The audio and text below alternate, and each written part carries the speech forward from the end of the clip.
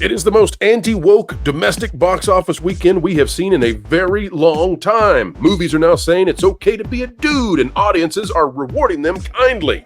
Women seem to love it too.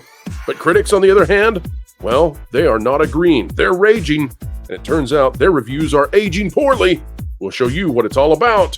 Beetlejuice is anti-woman? And at first I resented the movie for putting me in this position. I was like, man, couldn't this just be a fun movie? Why do you have to throw this curveball that I have to deal with?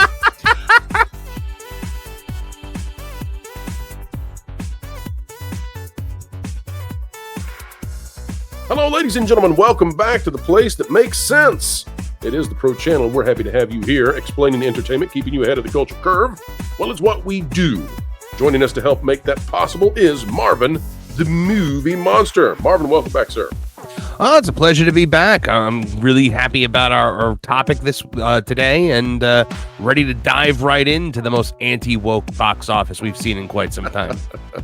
Folks, I'll set it all up for you. Beetlejuice, not loved by the critics, and we've got a fascinating phenomenon happening here. Now, remember that we gave Beetlejuice a 9.4 out of 10 here on this channel, and that was indeed with women being a part of the decision-making process.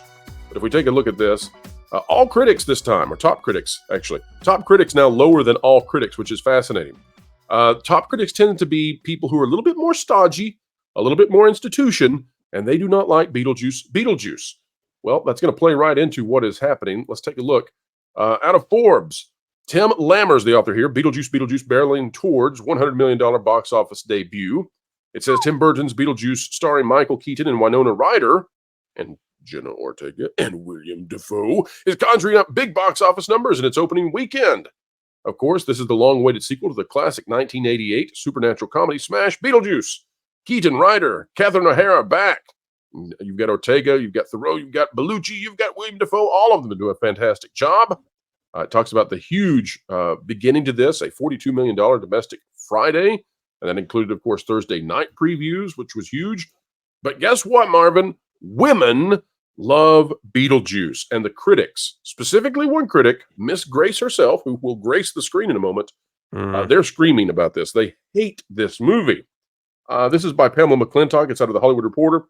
Beetlejuice, scaring up near record September opening, could cross $100 million. I want to get into the crosstabs here. I think this is really, really important.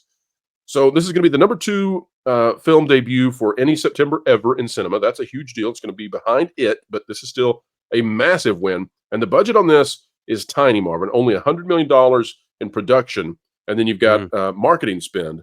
But I'm here to tell you, if this has a 3X, you're looking at a film that could easily cross $600 million on the global box office. And if you're doing that, and this thing costs maybe $150, $200 million total, you're looking at, you got to think they're going to be asking Tim Burton to make a third. And that would be very interesting to see a movie that's called Beetlejuice. Yeah, I assumed when the title for this was Beetlejuice that they had a third one planned that was Beetlejuice. Right. Now, I know that this movie is not for everybody. It's got a B+ on Cinema Score. I actually don't think that's going to hurt it at all. For those of you who don't know what Cinema Score is, you want to have an A. You want to have an A-.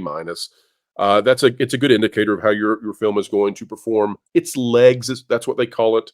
How well it's going to perform long-term at the box office. And the reason I don't think this is going to matter that much, Marvin, is because this is a Halloween movie. So I actually think it gets a bump as we get into October. So I think it's going to have some real staying power. I think this is an 8-week performer. What do you think? I agree. I think that with this being, the spooky season, or, whatever you want to call it, I think it's definitely going to have legs. I think it's a property. I think it's we're in a time right now where people are really looking for nostalgia from things from the 80s and 90s, and this offers that. I mean, it's a sequel to a beloved film by a director that for some reason people seem to like, who I don't like, Tim Burton. And it is the original cast is back. I think it's a perfect storm for this Halloween season. It is what Hocus Pocus 2 probably what people were hoping it would be, where it was like a faithful sequel to the original, whereas Hocus Pocus 2, wet the bed. Right. Here's something very interesting about this, Marvin, and I think we need to pay close attention to it because, as I said, this is the most anti-woke weekend at the domestic box office we've seen in a while. and it's a real win for the box office. 54 to 58%, according to this article out of the Hollywood Reporter. 54 to 58% women going to see Beetlejuice, Beetlejuice. Women are supporting this film. Oh, I believe it. Yes, hugely. And some people would presume that Beetlejuice is more of a male skewing kind of franchise. Doesn't appear to be that way in the first weekend. Could be because the NFL came back. But this is setting up, of course, some real unhappiness. We'll talk about that in just a moment. Mhm. I do want to note, why are we calling this the most anti-woke domestic box office weekend in a long time? Take a look at the top ones. Returning to number 2, Deadpool and Wolverine. Coming in third, Amazing. according to projections from Hollywood Reporter, Reagan. Then in a distant 4th and 5th, Alien Romulus, and it ends with Us. So the top 3, Deadpool and Wolverine, Reagan, both of those led by Beetlejuice. And Marvin, there's another interesting thing is that Twisters is getting a little bit of a semi-re-release kind of boost, and it's tracking quite well. Not sure what's going to happen with that, but of course that was a return to traditional romantic thriller, right? The Right, two yeah. leads are romantically intertwined and all of that. So this is all very interesting to watch how this is playing out. Marvin, I want to show you how it's not being very well received. May I show that to you, Marvin? Yeah, Take a look. I'd be remiss if you didn't. Yeah. We've never done this before. We've never put Grace Randolph on the stage. This is fair use. We're going to do this very briefly. We're not going to give her review away, and we hope, folks, that you will go watch the entire thing and make sure that we are accurately relaying the way that Grace feels about the film. Remember, though, that Beetlejuice is being heavily supported by women. 54 to 58% is a very large majority when it comes to box office. My sister is obsessed with Beetlejuice. So I can see why you don't like Tim Burton now. You've been harassed by a sister who's in love with a poltergeist. Is that right? Exactly.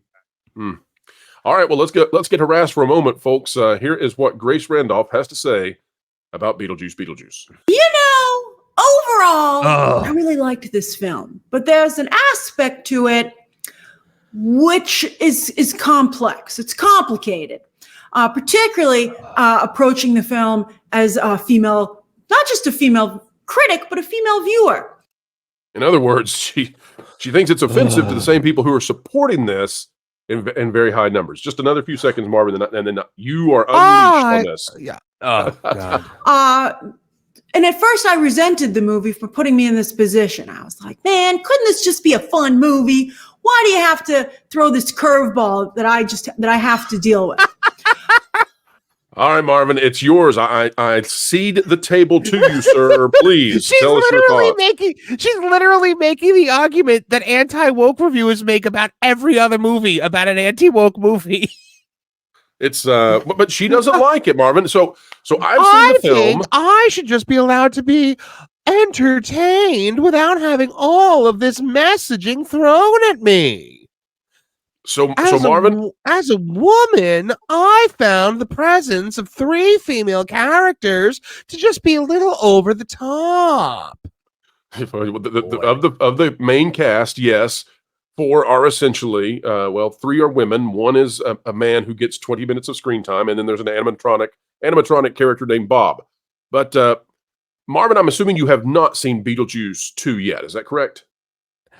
No, I've not yet. It's on my list. But you did see the original. Next week. You did see the original, and your sister scotch taped your eyes open and made you watch the entire thing without blinking, correct? Pretty much.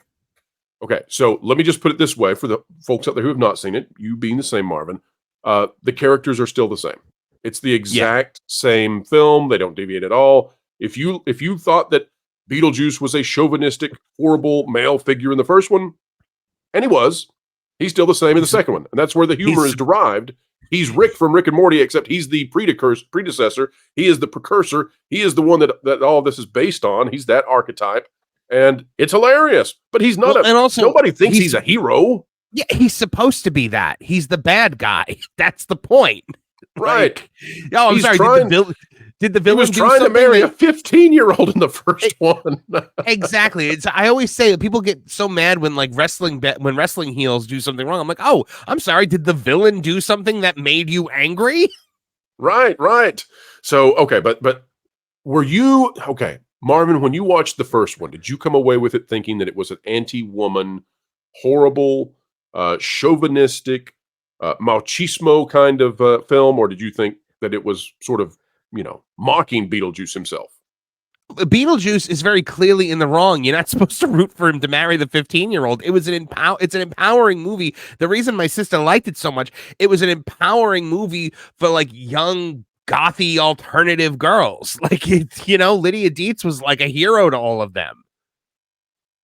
Well, I just want to point out some of the things that Grace has to say here. We're not trying to pick on Grace. Maybe one day she'll pick on me, and we would hope for as much grace from Grace as she can muster, and we want to have grace for her as well. And Grace, you're welcome to come on the channel anytime.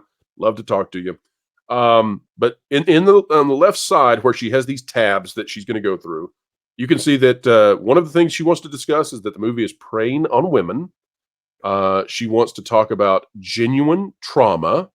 Those are very interesting things to come out of what I thought was a ridiculous, what would you call this kind of comedy?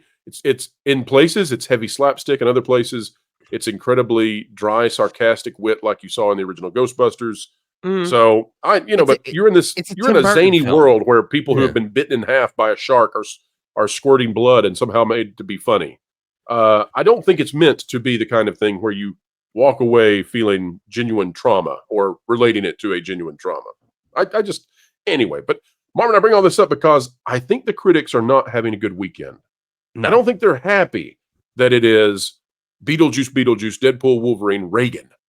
They definitely don't like that it's Reagan in third place. Oh, definitely not. I've barely seen anything for this Reagan movie. The media is just ignoring it completely. So here's what I would ask Marvin. We have watched now the gaming industry barrel headfirst into what destroyed the film industry. The film industry might be healing now. Do you think we've turned the corner? Do you think that studios, even if there will be some woke stuff in the future, Marvel's stuck having to flush out the trash that they've been making? Do you think that studios have gotten the message? Will they begin to heal and bring back audiences to the auditoriums and cinemas? I think at this point, if they haven't realized the lesson that audiences have been trying to teach them for the last couple of years, then they are willfully ignorant, and that there would be no hope at all. However, I also feel that if next summer we have another slew of woke movies, we can't rush to judgment on that as far as, this topic pertains, because concept to creation, it takes, if they all decided today, okay, like what Feige has reportedly done, we tried this woke thing, it failed, we're going to move on, we're going to get rid of all of our activist producers, we're not going to see any change for another 3 to 4 years. And in the gaming world, it would take even longer. It would take probably 5 to 7 years to see any kind of definitive change in the collective consciousness. You're depressing me about my video games. Well, video games especially. But the financial reward for doing so seems to be tremendous. Take a look. The first Beetlejuice grossed $74 million at the domestic box office, a huge sum at the time. How does that stack up adjusted for inflation? $195 million. This film, the sequel that people seem to love, in spite of the critics, in spite of the official intelligentsia who's supposed to tell us whether we're offended or not, this will easily crush the original adjusted for inflation. 195 is where it ended adjusted for inflation. The sequel, as I said before, probably will triple that. Probably land somewhere around $600 million for its international worldwide box office. That's amazing. Yeah. How about that? It's a perfect Halloween movie. It really is. And you know what else? I think the thing that 90s kids are really going to like. My first interaction or introduction to Beetlejuice was the cartoon. When I was a kid, I thought that the movie, I thought the movie was a movie made of the cartoon, which was why I couldn't understand why he was a bad guy. And in this, he kind of seems to be working with Lydia a little bit more, as far from what I saw in the trailer. And to me, that is more Beetlejuice the cartoon. And I think a lot of people are going to pick up on that and enjoy that a lot more. I think that this very much, and I think Tim Burton was a fan and maybe a collaborator on the cartoon. This definitely pulls from the cartoon. Yes, 100%. Don't want to give away any spoilers, but it's a great, and it's really not nostalgia bait. It's not member berries. But at the same time, it honors and respects the legacy from whence it comes. Marvin, my only sadness for you is that I think your sister is going to be more empowered in her harsh treatment of you having to now suffer through more of Beetlejuice mania. And it may She's last mad. for decades. She's mad at me right now because I was supposed to go with her yesterday, the other day, to see the movie, and I had to back out. So It's okay. It's okay. She's going to go see it again, and you know it. yeah, Yeah. this is You're true. going to get another chance. You'll get another chance. Folks, the only thing you might not get another chance at is clicking the like button. We need you to do that. Help us out. Also, share, subscribe, click it, stick it to the algorithms. It is the notification bell. Drop a comment down below. Let us know, do you think this weekend is the epitome of goodbye woke? And how long will it take to get us away from the joke that has been the efforts of a few to dominate the many simply wanting good entertainment back? Share with us down below how long you think it'll take. And are they finally getting the message with 3 films distinctly not woke in theaters and winning? And by the way, they never thought that Reagan would ever come close to a 3rd place. They hate that thing because, well, judging entertainment, unfortunately, has become a very partisan sport. All right, Marvin, you have a tremendous channel that is none of those horrible things called, partisanship and ideology. Instead, you're just there to bring funology to the web. Tell the folks out there where they can find you on this great, big, beautiful YouTube. Sure thing. Tooningtown TV. It's a movies and TV review channel. We have daily videos over there. This weekend we've been taking a little bit of a sabbatical just because I've got some other things that I have to take care of. But we're back to action this week with daily videos dropping every single morning around 7 a.m. Eastern Standard Time. We've also got Tooningtown Wrestling, where we just did a almost 5-hour live stream last night, going live during AEW All Out, which still mentally recovering from. But we've also got a live stream every Thursday night, Toonie Talk TV over on Tooningtown TV, and that is going to be Thursday nights, 8 p.m. A lot of that Park Place people like to swing on by, and we have a great time, and hope you guys will join us.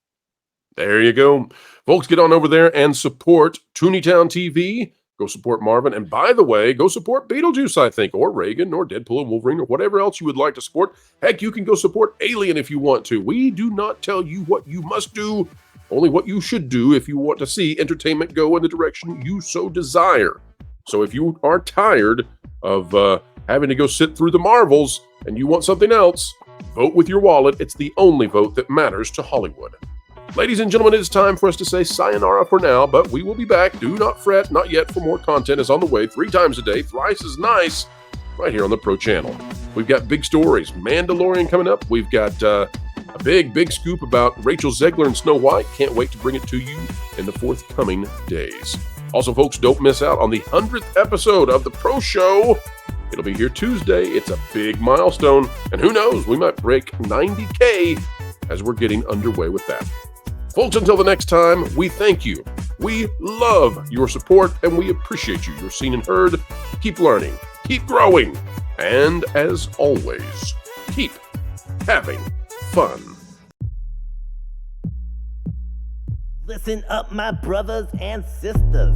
You've been listening to fills and those with an agenda to destroy your brain cells for far too long. It's time to change your way of doing things. Hold up. TPP is the place to be.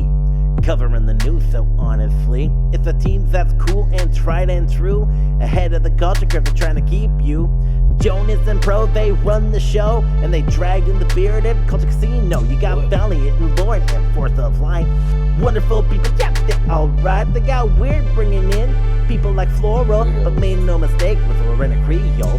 Amelia and John, stuttering guitarist. Martin and Tawny and someone called CMS. Fat Steven makes a bunch of all the graphics. Did I mention a partnership with Bending in the comics? Fat Sky is a guy and Doc Matt does the web stuff. There's probably some people I missed. I hope they're not telling you the news. That should be fun.